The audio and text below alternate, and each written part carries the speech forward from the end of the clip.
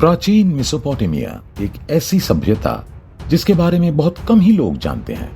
प्राचीन मेसोपोटामिया पर कई शासकों ने आक्रमण कर अपना साम्राज्य स्थापित किया, साथ ही अपनी सभ्यता को फैलाया, जिसमें सुमेर, असीरिया और पर्शिया जैसी सभ्यताएं शामिल हैं। आज के इस वीडियो में हम मेसोपोटामिया सिविलाइजेशन के इतिहास को डिकोड करने की कोशिश करेंगे। तो चलिए बिना समय गंवाए इस वीडियो को शुरू करते हैं। दोस्तों, मेसोपोटामिया के सभ्यता के इतिहास को समझने के लिए हमें सबसे पहले यहाँ पर आए अलग अलग सभ्यताओं को समझना पड़ेगा। चलिए शुरुआत करते हैं सुमेर से। सुमेर क्या है? सुमेर प्राचीन नॉन सेमिटिक बोलने वाले लोगों का एक समूह था जो शायद मेसोपोटामिया में उस वक्त से रहते थे जब ह्यूमन एग्जिस्टेंस की शुरुआत हुई थी। पहला सुमेरियन शहर एरिडू, जो 54 शताब्दी ईसा पूर्व में एग्जिस्ट करता था। कई लोगों द्वारा कहा जाता है कि ये दुनिया का पहला शहर नहीं था, ये वो शहर था जिसे सुमेरियन लोगों ने अपनी सभ्यता का सेंटर बनाया था।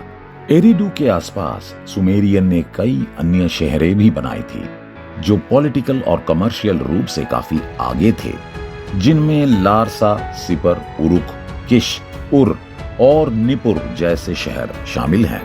इसके अलावा सेडेंटरी लाइफस्टाइल थी जो एग्रीकल्चर पर बेस्ड थी।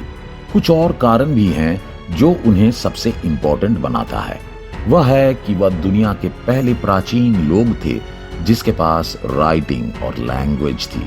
उनकी सभ्यता काफी पावरफुल थी जो एक होकर रहती थी, यहाँ तक कि वे आर्थिक, सामाजिक और राजनीतिक रूप से सक्षम थे।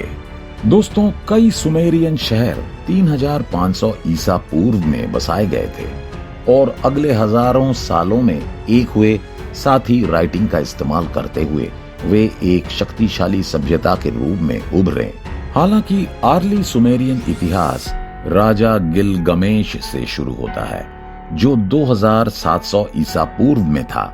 वह उरुक शहर का काफी पावरफुल राजा था। 2330 ईसा पूर्व के दौरान Akkadian Raja Sargon the first ने पूरे मेसोपोटामिया में आंदोलन करके सुमेरियन को जीत लिया और दुनिया का पहला साम्राज्य बनाया। खैर, अकेडियन का करीब 50 सालों का शासनकाल समाप्त होने के लिए आ गया था। वहीं 2100 ईसा पूर्व में दोबारा से सुमेरियन ने अपनी सॉवरेंटी वापस लिया और उनके द्वारा प्राचीन शहर उर को रिबिल्ड किया गया। लेकिन सुमेरियन की ये आजादी अधिक समय तक नहीं रही, क्योंकि उन पर एलामाइट्स ने फिर से अपना दबदबा बना लिया। एलामाइट्स वो लोग थे जो मेसोपोटामिया के नॉर्थ ईस्ट में रहते थे। उसके बाद एलामाइट्स को हराकर एसीरियंस ने वहां पर अपना कब्जा बनाया। दोस्तों, अगले 1500 साल तक एसीरियंस का बोलबाला रहा, क्योंकि उनके पास बड़ी शक्तिशाली और खतरनाक आर्मी थी जो डोमिनेट कर रही थी। लेकिन ये डोमिनेंस सेकंड मिलेनियम ईसा पूर्व में एंशियंट वर्ल्ड के ताकतवर शासक हम्मुराबी की वजह से मुसीबत में आ गई। हम्मुराबी बेबीलोन का एक राजा था जिसने अपने पावर को 1781 ईसा पूर्व में बढ़ाना शुरू किया। उसकी शक्तिशाली आर्मी की वजह से बेबीलोन के आसपास के राज्यों पर पकड़ बनाने में उसे काफी मदद मिली। उसका साम्राज्य सीरिया के नॉर्थ इलाकों में काफी तेजी से बढ़ रहा था। साथ ही एसीरियंस द्वारा कब्जा किए गए कई इलाकों पर उसकी पकड़ मजबूत हो रही थी। हम्मुराबी अपने पावर को बनाए रखने की भरपूर कोशिश कर रहा था, लेकिन जब 1750 ईसा पूर्व में उसकी मृत्यु हो गई, बेबीलोन धीरे धीरे कमजोर होता गया और एसीरिया एक बार फिर हाथ से गए हुए अन्य इलाकों में पावर में आ गया। एसीरियन द्वारा अपने साम्राज्य की सीमाओं को सुरक्षित रखने की लड़ाई जारी रही और अगले 1000 सालों उन्होंने अपने साम्राज्य को एक पावरफुल नेशन बना दिया था। इसके अलावा एसीरियन साम्राज्य की सीमाएं पूरे मेसोपोटामिया में बढ़ती चली गई, जिसमें पर्शिया, पैलेस्टाइन, सीरिया और फिनिशिया के कुछ हिस्से भी शामिल हैं। दोस्तों, एसीरियन मिस्र के सीमाओं पर भी पहुंच गए और अब उनके पास इनफ आर्मी हो गई थी जिसमें वे मिस्र के लोगों से जीत सकते थे। हालांकि मिस्र के कुछ इलाकों पर कब्जा करने के बावजूद वे पूरी तरह से मिस्र के लोगों पर जीत नहीं पा सके। मेसोपोटामिया के ज्यादातर हिस्सों पर लंबे समय से राज करने की वजह से असीरियन ने कई इलाकों में अपने कल्चर को बढ़ावा दिया।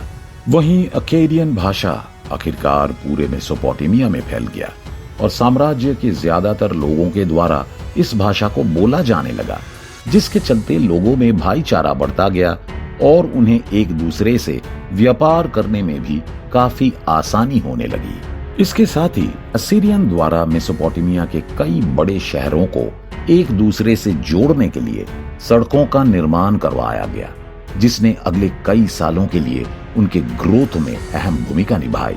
असीरियन एम्पायर विकास की ओर काफी तेजी से आगे बढ़ रहा था। इतना ही नहीं, उन्होंने कई लाइब्रेरी भी बनवाई, जिसमें मुख्य रूप से निनेवे लाइब्रेरी शामिल है। दोस्तों, ये इस बात की ओर इशारा करती हैं कि असीरियन लोग एक एडवांस्ड सभ्यता से बिलोंग करते थे। इसके अलावा असीरियन शासकों ने साम्राज्य के अलग अलग हिस्सों में डेवलपमेंट का काम किया और एक स्टेबल साम्राज्य बनाने का प्रयास किया। उनकी प्राइमरी सोर्स ऑफ पावर वास्तव में उनकी मिलिट्री मशीन थी, क्योंकि अपनी आर्मी की वजह से ही वे अपने साम्राज्य को स्थापित करने में सफल हो पा रहे थे। आपको बता दें कि असीरियन आर्मी दुनिया की बेस्ट आर्मियों में से एक थी। दोस्तों, कहानी में आगे बढ़े तो ईसा पूर्व में 7वीं शताब्दी के दौरान असीरियन साम्राज्य का पतन होना शुरू हो चुका था। सिविल वॉर की वजह से असीरियन आर्मी कमजोर हो गई, जिसका फायदा पड़ोसी शासकों ने उठाना शुरू किया। असीरियन मिलिट्री की हार के बाद मेसोपोटामिया अब बिना किसी पावर के खाली पड़ा था। भले ही पड़ोसी शासकों द्वारा असीरियन मिलिट्री को हरा दिया गया था, लेकिन उनमें से कोई भी बिना पावर के खाली पड़े साम्राज्य को कंट्रोल करने के लिए आगे नहीं बढ़ रहा था। हालांकि अगर कोई उन पर कंट्रोल बना सकता था तो वो था बेबीलोन। जी हाँ, और बेबीलोन ने ऐसा ही किया। लेकिन बेबीलोनियन भी पूरी तरह से असीरियन साम्राज्य के कई इलाकों को अच्छे से कंट्रोल नहीं कर पा रहे थे। 616 ईसा पूर्व में राजा नाबोपोलेसर के आने से बेबीलोनियन का कंट्रोल अन्य हिस्सों में भी बढ़ने लगा और एक अन्य साम्राज्य बनाया गया, जिसका नाम था नियो बेबीलोनियन एम्पायर। हालांकि जैसे ही राजा की मृत्यु हुई, ये नया साम्राज्य भी समाप्त होने लगा। एक बार फिर मेसोपोटामिया पावरलेस हो चुका था, क्योंकि आपसी मतभेद अभी भी कम नहीं हुए थे। अब यहाँ होती है पर्शियन की एंट्री। दोस्तों, असीरियन के समय कोई भी पर्शियन के बारे में नहीं सुना था।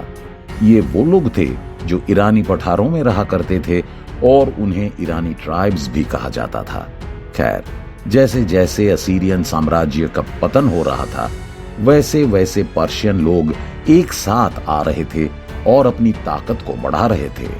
550 ईसा पूर्व के दौरान वे अपने राजा साइरस के अंडर यूनाइट हो रहे थे, जो आगे चलकर साइरस द ग्रेट के रूप में जाना जाने लगा। साइरस ने महज 10 सालों में ही मेडस और बेबीलोनियन को हरा दिया। अपने जीत के साथ ही उसने पूरे मेसोपोटामिया को पर्शियंस के कंट्रोल में ले आया।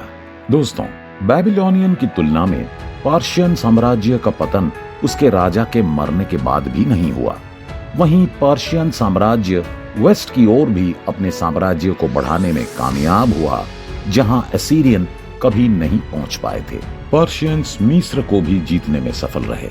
इसके अलावा पूरे एशिया माइनर को भी अपने कंट्रोल में कर लिया। इतना ही नहीं, वे ग्रीस यानी यूनान में भी घुसे। हालांकि कई सालों तक यूनान और पर्शियन शासकों में युद्ध होते रहे, जिसे ग्रीस पर्शियन वॉर भी कहा जाता है। लेकिन करीब 3 से 4 बार यूनानियों ने पर्शियन को हराया और यूनान में उनके साम्राज्य को बढ़ने से रोका। दोनों के बीच हुए युद्ध से दुनिया पर भी काफी प्रभाव पड़ा। वैसे दोस्तों, यहाँ पर यूनानियों की तारीफ करनी पड़ेगी, क्योंकि उन्होंने अपने दुश्मन को कई बार मात दी। वहीं पर अलेक्जेंडर द ग्रेट के शासनकाल में यूनान पर हमला करने की किसी भी दुश्मन की हिम्मत नहीं हुई। इनफैक्ट अलेक्जेंडर ने अपने साम्राज्य को बढ़ाने के लिए कई लड़ाइयां लड़ी, उन्होंने सबसे पहले यूनान के अन्य हिस्सों को अपने कब्जे में किया। उसके बाद मिस्र पर जीत दर्ज किया। मिस्र को जीतने के बाद ही आगे जाने के लिए रास्ता खुल गया था और मौके का फायदा उठाकर उन्होंने पैलेस्टाइन, सीरिया और आखिर में मेसोपोटामिया को अपने साम्राज्य में जोड़ा। आखिरकार उन्होंने आगे चलकर 330 ईसा पूर्व में पर्शियन की राजधानी पर्सिपोलिस को भी जीत लिया। अपने राजधानी से कंट्रोल हटने की वजह से पर्शियन साम्राज्य का पतन होना शुरू हो गया। खैर, अलेक्जेंडर अब सेंट्रल एशिया की ओर अपने साम्राज्य को बढ़ाने के लिए आगे निकल गया। दोस्तों, बेबीलोन और असीरिया का पूरा पावर अब जा चुका था। इसके साथ ही नया पावर आ चुका था। जी हाँ, सही सुना आपने, क्योंकि अब अरब इस फेज में एंटर कर चुका था। पर्शियन साम्राज्य को अपने कंट्रोल में लेने के बाद पर्शियन द्वारा सेट किया हुआ गवर्नेंस सिस्टम पर भी अलेक्जेंडर का कंट्रोल हो चुका था और उन्होंने उसी गवर्नेंस को मेसोपोटामिया में शांति बनाए रखने के लिए लगा दिया था। लेकिन अलेक्जेंडर की मृत्यु के बाद पूरा साम्राज्य अपने ही गवर्नेंस के बीच बट गया। इसके बाद पर्शियन लोगों का कंट्रोल उन रीजियन में फिर से आ गया जो उनके कंट्रोल में नहीं थे। दोस्तों, ये दूसरा पर्शियन साम्राज्य रोमन के साथ मिलकर तेजी से काम करने लगा, लेकिन अरेबियन साम्राज्य इस वक्त तक काफी ताकतवर हो चुका था और वो पर्शियन लैंड के ऊपर हावी हो गया। पर्शियन रीजन में इस्लाम एक डोमिनेंस रिलीजन बन चुका था। हालांकि बाद में पर्शियन कुछ हिस्सों पर अपना कंट्रोल जमाने में सफल रहा, जिसने आज के ईरान को जन्म दिया। कई शासकों द्वारा मेसोपोटामिया पर शासन किया गया, जिसके चलते यहाँ के कल्चर में काफी बदलाव आया। दोस्तों, प्राचीन मेसोपोटामिया के 3 सबसे महत्वपूर्ण सभ्यताओं ने मॉडर्न वर्ल्ड को आकार देने में काफी योगदान दिया है, जिनमें सुमेर, असीरिया और पर्शिया शामिल हैं। आपको बता दें कि सुमेरियन ने फार्मिंग को आगे बढ़ाया, जबकि असीरिया ने दुनिया को यह समझाया कि एक पावरफुल मिलिट्री होने से क्या किया जा सकता है। वहीं पर्शियन ने गवर्नमेंट के नए फॉर्म के द्वारा मेसोपोटामिया की सोसाइटी को एक कदम आगे लेकर जाने का काम किया। वैसे भले ही पर्शियन साम्राज्य अरेबियन साम्राज्य में समा गया, लेकिन आज भी वो दुनिया को इन्फ्लुएंस कर रहा है, क्योंकि पर्शियन भाषा आज भी एग्जिस्ट करती हैं और उनका ओरिजिनल कल्चर भी, जिसे हम ज़ोरोएस्ट्रियनिज्म के नाम से जानते हैं। इसमें कोई शक नहीं है कि मेसोपोटामिया की सभ्यता को आकार देने में इन तीनों सभ्यताओं ने कोई कसर नहीं छोड़ी है। वैसे आपको क्या लगता है, कमेंट करके जरूर बताएं। उम्मीद करते हैं कि आपको ये वीडियो पसंद आई होगी। अगर वीडियो अच्छी लगी हो तो इसे लाइक और शेयर जरूर करें और इसी तरह के इंफॉर्मेटिव वीडियो देखने के लिए हमारे इस चैनल को सब्सक्राइब भी करें। फिलहाल के लिए इस वीडियो में बस इतना ही। मिलते हैं किसी अन्य इंफॉर्मेटिव वीडियो के साथ। धन्यवाद।